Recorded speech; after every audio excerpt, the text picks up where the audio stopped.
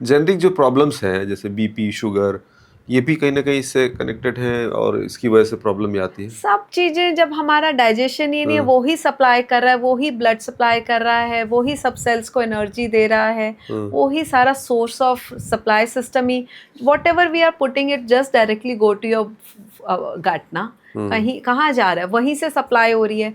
तो जब supply connection ही week हो रहा है, जब इलेक्ट्रिसिटी का पीछे का बोर्ड हमारा स्विच बोर्ड ही खराब हो रहा है, तो हम हुँ, आगे किसी पे भी छोटे छोटे सिस्टम्स पे वर्क करते रहेंगे, इट वोंट वर्क। हुँ।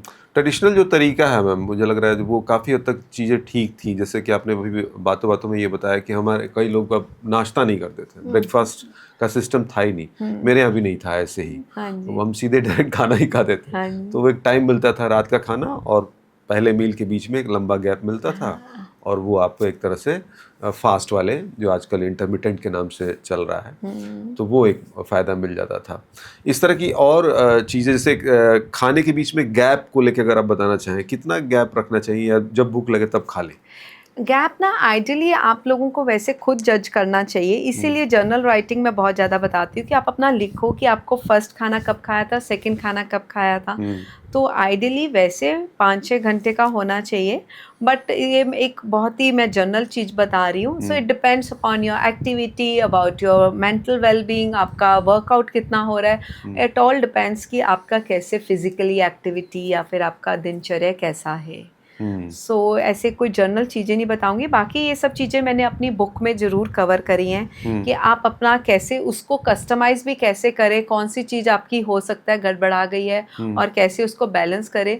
उन सब चीज़ों को बड़ी सिंपल तरीके से, बड़े स्टेप बाय स्टेप में ब्रेक करा है, बड़े प्रैक्टिकल इम्प्लीमेंटेशन चीज़ों को। हुँ, क्योंकि ये कोई मोटिवेशनल टॉक नहीं है कि हाँ, आप ठीक हो जाओगे, ठीक हो जाओगे। हुँ। उसको लॉजिकली बताया भी गया है और उसको ब्रेक डाउन करके छोटे-छोटे स्टेप्स में वो भी हुँ। मैंने इस बुक में दिया तो गया है। ये बुक कब तक हम देख पाएँगे? हमारे हाथ में कब तक आ पाएगी?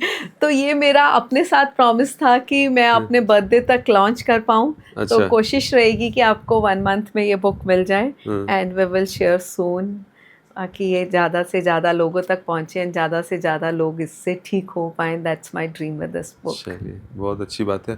मैम बहुत सारी इंटरेस्टिंग बातें पता चल रही हैं, बातें तो मतलब और करने का मन कर रहा है, लेकिन समय की भी पाबंदी है तो हम इसको शॉर्ट में कर लेते हैं, कुछ-कुछ सवाल मेरे और हैं, तो वो आप बताना।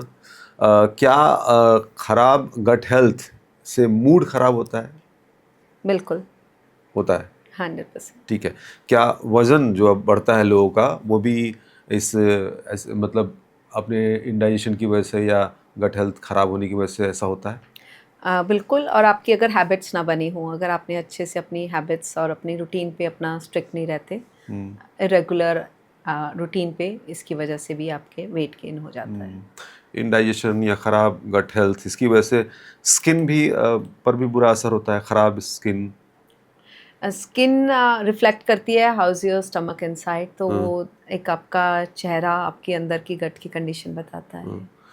है। गट को ठीक करने के लिए क्या पानी अगर बेहतर तरीके से पिए तो वो उतना पर्याप्त है या बहुत कुछ करने की ज़रूरत है? तो पानी जब पीना है, पानी सुबह का पानी सबसे ज़्यादा अच्छा है, सुबह का कम से कम 3 से 4 गिलास पिएगा, हुँ, तो that is better to digest and digestion के लिए बेटर है, क्योंकि वो आपकी सारी सुबह रात को जो एसिड बना होता है, हुँ। वो आपको क्लियर करता है। प्रोबायोटिक सप्लीमेंट्स वो ज़रूरी होते हैं? तो सप्लीमेंट्स, अगर आप एक हेल्दी खाना खा रहे हो, जो ट्रेडिशनल खाना खा रहे हो, तो आपको खा रहे हो तो आपको नहीं एक्सटर्नल प्रोबायोटिक्स की नहीं ज़रूरत। हुँ, बट अगर कोई डॉक्टर आपको प्रिस्क्राइब कर रहे हैं तो चूज़ वाइसली, तो आप अपने आप अपना देखिएगा। So hmm. Because this channel is not any डॉक्टरी एडवाइस, बट अगर आपको डॉक्टर कह रहे हैं तो please go ahead and choose wisely. Fasting से गट डिटॉक्स होता है? फास्टिंग से सारा सिस्टम हमारा डिटॉक्स हो जाता है। हाँ, ओनली डिटॉक्स नहीं होता, रिपेयरिंग भी हो जाती है, रिजुविनेशन भी हो जाती है और एंटी एजिंग पे भी लेके जाता है हमें। हुँ, इवन साइंटिस्ट ने प्रूव करा है ऑटोफेजी, अगर आप लोगों ने सुना हो, हुँ, तो वो हमारे कैंसर को भी रिवर्स करता है, कैंसर सेल्स को भी, डेड डेड सेल्स को भी किल करता है और कैंसर भी ठीक हो जाता है फास्टिंग हुँ। से। Very nice. अच्छा ये कई लोग ऐसे हैं जो रोज़ टॉयलेट नहीं जाते हैं, तो वो गट को ख़राब करता है दिन ब दिन? तो आपकी एक किचन में नाली बंद रहेगी। आप सारा दिन उसको यूज़ करोगे तो वो आपको स्मेल देगी, आपको अंदर खाना आपका सारा बच्चा रहेगा कि आपको खुशी होगी उसकी। So exactly. Better to clean your stomach at least once a day हाँ, इन द मॉर्निंग इटसेल्फ। ठीक है। क्या एंटीबायोटिक दवाएं जो हैं वो आपके गट को ख़राब कर रही हैं? तो एंटीबायोटिक जो आपके गट बैक्टीरिया को ख़राब कर रही है, गुड और बैड बैक्टीरिया दोनों को किल कर देती है। जहाँ पे बहुत ज़्यादा ज़रूरत है वहीं पे लीजिए, वरना इसको दोबारा से ठीक करने के लिए दोबारा से गुड बैक्टीरिया बनाने के लिए 4 मंथ्स टू 2 इयर्स लग जाते हैं। हम्म। अगर आपके पास इतना टाइम दोबारा से है तो हाँ। But choose wisely. मम्मी का बनाया हुआ अचार आपके गट हेल्थ के लिए अच्छा है? बिल्कुल, घर का बनाई हुई चीज़ बहुत अच्छी रहती है। गट हेल्थ के लिए क्या फ़ायदेमंद है ये? फ़ायदेमंद है बट लिमिटेड क्वांटिटी में खाइए। गट हेल्थ का रिलेशन आपके हेयर फॉल, बाल झड़ने से भी है? बिल्कुल है, वहाँ पे न्यूट्रिएंट्स ही नहीं पहुँच पाता है, गट का काम है कि न्यूट्रिएंट्स को एब्ज़ॉर्ब करना। अगर वो गट हमारा एब्ज़ॉर्ब नहीं कर रहा, आपके जो खाना खा रहे हो, वो फिर आपको बायोटिन भी नहीं सप्लाई करेगा। तो उसकी क्लॉगिंग ख़त्म करनी पड़ेगी, उसको क्लियर करना पड़ेगा, उसको न्यूट्रिशियस करना पड़ेगा, उसको नरिश करना पड़ेगा आपके गट को, और वो सारी जगह आपको, सिर्फ बालों में नहीं, चेहरे पे हर जगह आपको चमक देगा और अच्छी ग्रोथ देगा। ज़्यादा टेंशन, तनाव वो आपके गट के बैक्टीरिया को मारता है, जो गुड बैक्टीरिया है? बिल्कुल मारता है, जो गुड बैक्टीरिया है वो मर जाते हैं और बैड बैक्टीरिया पार्टी करना शुरू हो जाते हैं स्ट्रेस में। जंक फूड, ये क्या गट के बैलेंस को बिगाड़ता है? जंक फूड हमारे food for your bad bacteria है, और आपने अपना बैड बैक्टीरिया बढ़ाना है तो जंक फूड खूब खाइए। It is choices you make day to day life. Junk food मतलब क्या समझे? जितने पैकेज डब्बा चीज़ें हैं वो सारी जंक फूड में आएंगी या फिर कुछ और? तो जो पैकेट फूड है, जो प्रोसेस्ड फूड है, जिसमें ज़्यादा शुगर है, ज़्यादा सॉल्ट है, मैदा है, या फिर ज़्यादा रिफाइंड ऑयल है, तो इन चीज़ों को थोड़ा सा कंजम्पशन अपनी लिमिटेड रखिए। आई विल से अवॉइड करिए।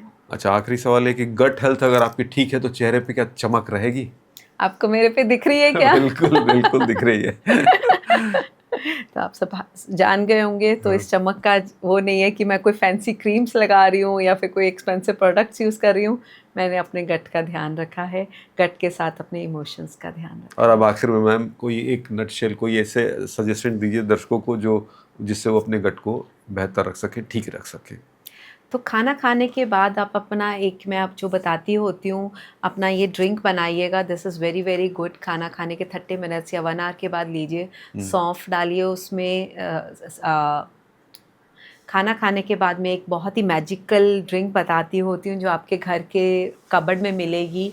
उसके इंग्रेडिएंट्स हैं धनिया, सौंफ और अपना जीरा। इसको उबालिए और इसको खाना खाने के आधा पौना घंटे बाद लीजिए। This will help you to digest your food better. और खाना खाने से पहले आप आधा घंटा पहले थोड़ा सा अदरक, जस्ट एक छोटा सा स्लाइस अदरक का खाओ, तो आपका डाइजेस्टिव फायर इससे रेगुलेट होएगी। तो ये दोनों चीज़ें आप करेंगे, और साथ में जब भी आप खाना खाते हो तो डीप ब्रीथ करके खाना खाओ। बॉडी को रेस्ट एंड डाइजेस्ट मोड में लेके जाओ। और खाना खाने के बाद लेटो मत, वर्टिकल पोजीशन में मत जाओ, हॉरिजॉन्टल में रहो, चाहे थोड़ी सी मूवमेंट कर लो, so that will help your digest your food. Most important is, जब भी आप अपने थॉट्स को एब्जॉर्ब कर रहे हो तो आप देखो कि कैसे आपके थॉट्स हैं। Are your thoughts negative, fearful, doubtful? तो जब आपके ये सब नेगेटिव में चले जाते हैं तो आपको पता चल जाना चाहिए कि something has to take care of it. And be gentle with yourself. Get well soon, my friends.